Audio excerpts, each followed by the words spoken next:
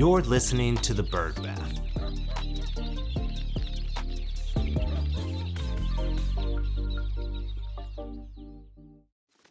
Welcome back to The Bird Bath. Each week we scrape the surface of the news you need to know, so let's get into it. Viva Las Vegas edition. We are here in Las Vegas at WVC, which is the second biggest show in North America. So it's always a great one to get a chance to see a lot of our friends and catch back up after a short month away from seeing people in Orlando and see people that weren't able to make it out to Orlando. So always a great show, and we're happy to be here and participating in it.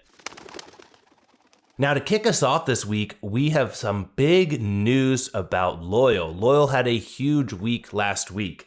They received both FDA acceptance of reasonable expectation of effectiveness for their senior dog lifespan expansion, as well as they announced that they raised an additional $22 million in their B2 round.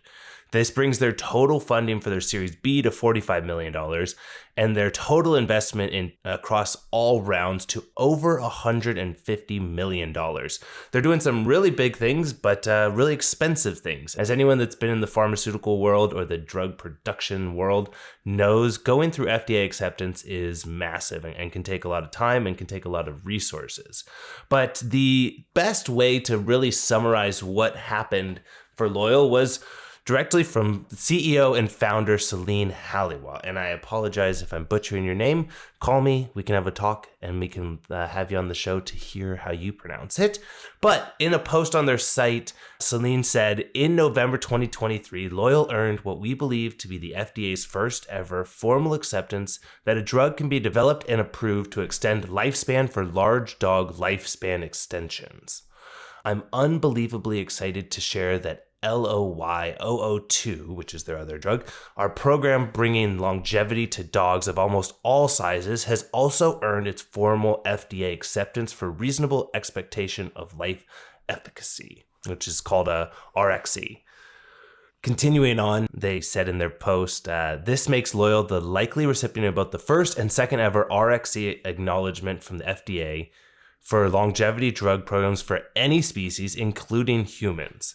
Now, if you're wondering sort of what this means going on and when can you expect to see this happen for your pet, they said the other two primary FDA requirements needed for conditional approval and our market launch are manufacturing and safety. We have extensive data supporting both and hope to have completed all the regulatory requirements by the end of 2025, making an FDA-approved longevity drug a reality for millions of dogs in the next year. So this is awesome. I remember when we reported on this story back in November of 2023 and saw incredible things happening here. They continue to grow, and Loyal is making major waves. And hopefully, the thing that I love the most about sort of what they're doing and the way that they speak about this is they're not looking to cause your dogs to die slower, which is what a lot of the medications that we give them now are for. It's an extension on their life, but maybe not their quality of life, while what Loyal is looking to bring to the market here is actually making your 10-year-old dog feel like they were when they were 6, and allowing that quality of life to continue further in life so that we're not just keeping our companions around for our goals, but we're also improving and continuing that quality of life for them. So congratulations and keep up the great work. Now, another company that had a big announcement was Ellie Diagnostics. Ellie Diagnostics has appointed Brooke Herbst as their new CEO. This was a pretty big announcement because Ellie Diagnostics has been growing rapidly. They are playing it with the big dogs in a lot of these spaces, and I think the addition of this new CEO is a big part of it. So in their press release, they said, Mr. Herbst has held several high-profile executive roles, most recently serving as president of global diagnostics at Covetrus, where he led the strategic direction and growth initiatives for the company's diagnostic division. Now, if that wasn't enough for coming from a massive company there and bringing that scale and vision, he also was the chief commercial officer at Zomedica and senior vice president of sales and marketing at Voice and vice president of sales and marketing at IDEX. So Brooke has a very solid background here, and I think we should expect expect to see massive, massive explosions of growth for the team at Ellie Diagnostics. They've received additional funding. They've grown. They're really on the path to being a bigger and bigger company every single day.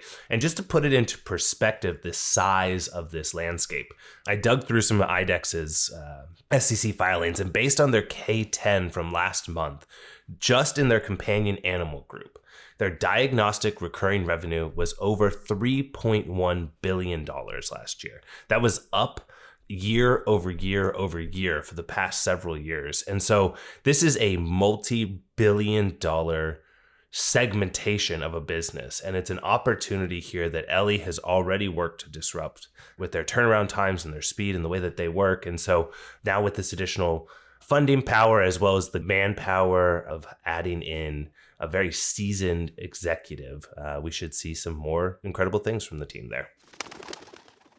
Taking us overseas, Pets at Home saw a really interesting week last week in their stock price. And a lot of it was based on people that dig even deeper into financials than I like to. But what a lot of investors on different trading forums saw was that there were multiple bid vehicles, which are basically companies that are set up with the intention of buying shares of other companies. And a lot of them contain the word PUG.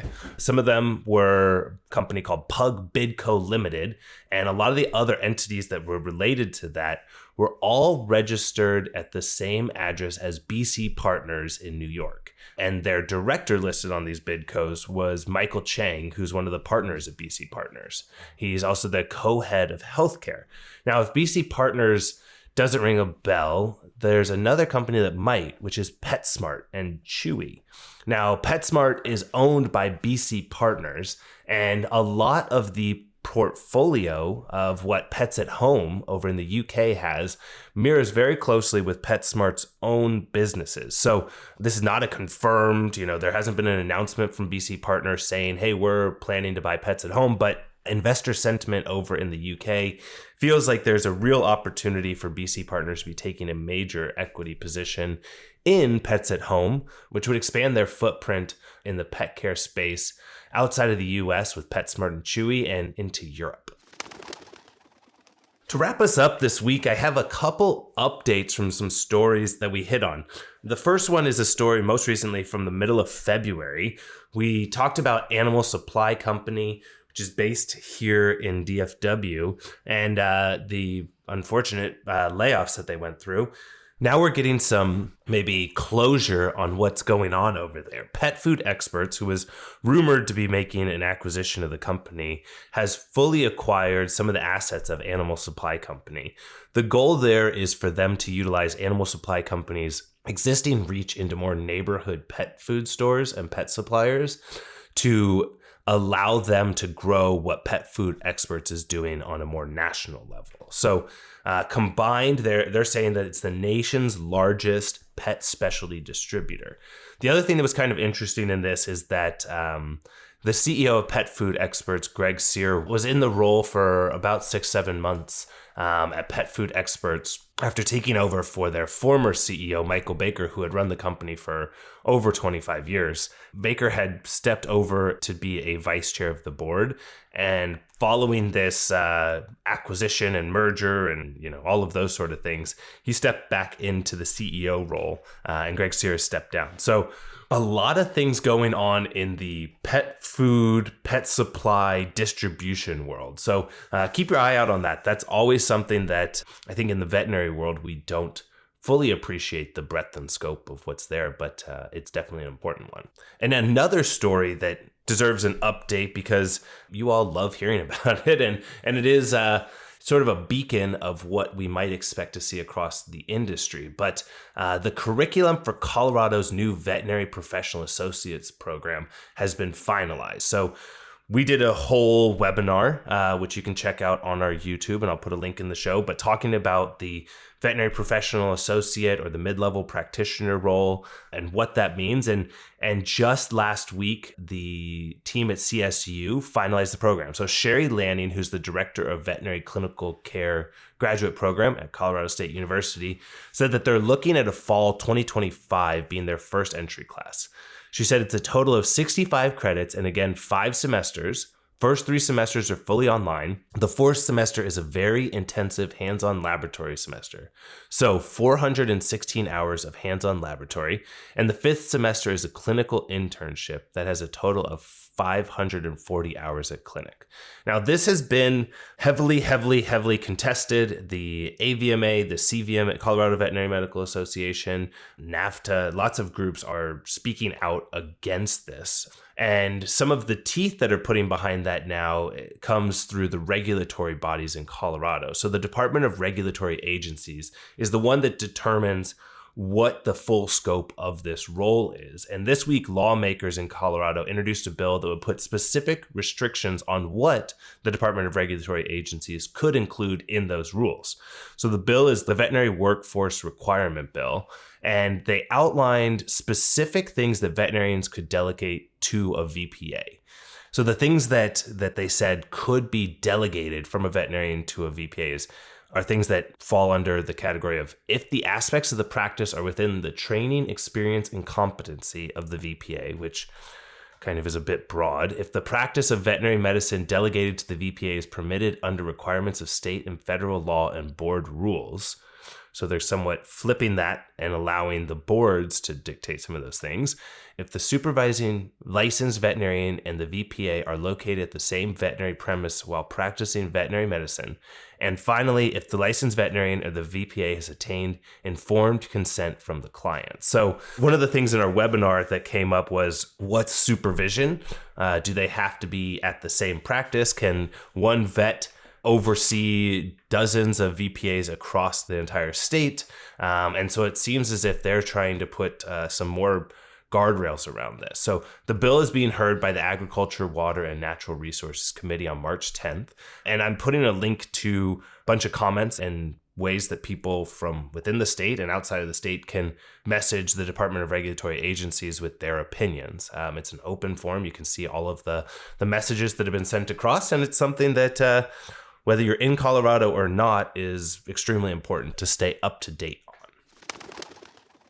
Now, I said we're in Las Vegas, and this is coming out on Tuesday morning, which is smack dab in the middle of WVC. But if you're listening to this in the morning, be sure to make lunch plans with me and Dr. Audrey Weisstraat. So Audrey and I are presenting for the Revamp Project and the Revamp Coalition in partnership with Zoetis. We're doing our talk on Innovate to Elevate, Technology Your Practice is Missing. Our talk is at 12:10 in the Mandalay Bay, and comes with lunch, and it's an incredible opportunity to learn about new technologies that your practices should be up to date on, stay on top of, look after. And it's a great way to as well engage in what the rest of the Revamp Coalition is doing. We're really dedicated to trying to find ways that we can improve the lives of the people that are providing care for animals. We want to improve the quality of life in practice. We want to improve the longevity of the career. And my personal side of things here is improving the utilization of technology to provide higher quality medicine, as well as ease the workload and burdens that happens within the clinic. So come and see us. We will have lunch. We did this talk in Orlando.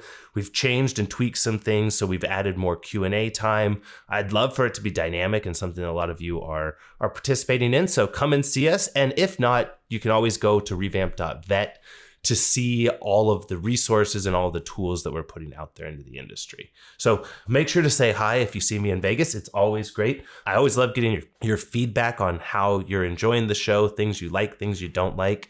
And give me some honest insights of what you guys are thinking about what the bird bath is bringing to the industry. And for more on these and other stories, join us by subscribing to our Substack. There's a link in the bio.